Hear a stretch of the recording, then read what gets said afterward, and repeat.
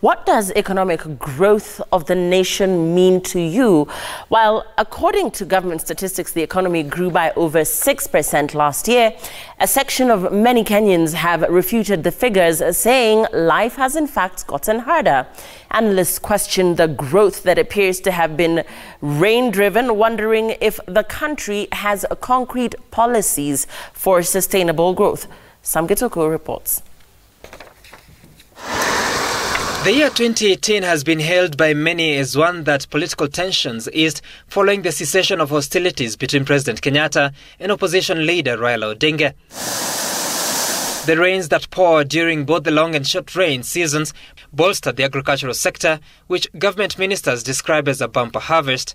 And so the economic survey of 2018 was no surprise, showing agriculture contributed 34.2% of the gross domestic product, an economic term that refers to the total value of goods and services produced in an economy in a year.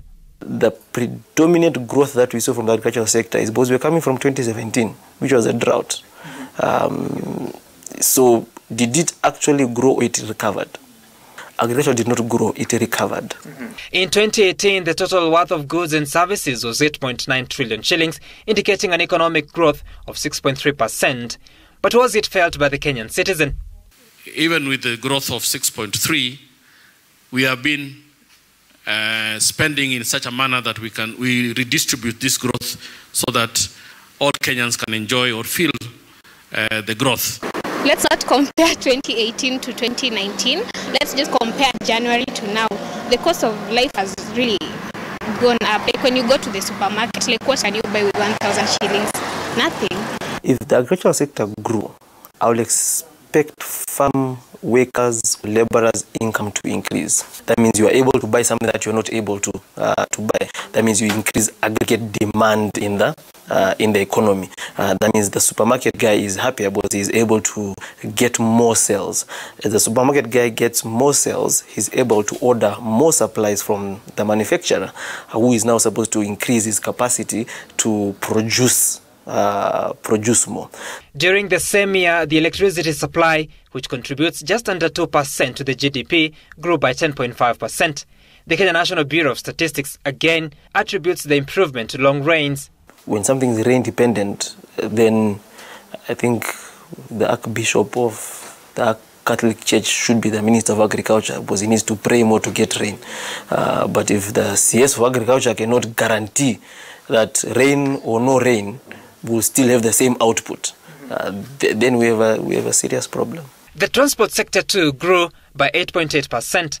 It contributed 8% of the GDP. The growth mainly attributed to improved utilization of the standard gauge railway in ferrying cargo. But that cargo was mainly imports from overseas, meaning Kenya imported more goods than it exported. We borrow in dollars and we come invest in things that do not support the export market. So you build the SGR, which earns for you Kenya shillings. But I still buy dollars to repay my Chinese loan. If the government is not actually going to take huge strides to pump in funds and technical support to the agricultural sector, we will be in this vicious cycle for a very long time. In the end, on paper, the economy is doing well, but the citizen is struggling, if not hurting. The government needs to do is to pay the people that have supplied it with services, because many of those people who have supplied it with services have employees, those employees have families, and so if those suppliers are able to meet their obligations to the employees, and then there'll be more money in the pockets of those employees, and then they'll have more purchasing power, and then there'll be that spillover effect into the economy, and then there'll be more money generally in the economy. For an economy that is evidently heavily reliant on Mother Nature, one wonders what happens in seasons of low rainfall. What is clear though is that this is a country that is deficient of policies that would advance greater personal wealth and greater purchasing power for the greater population.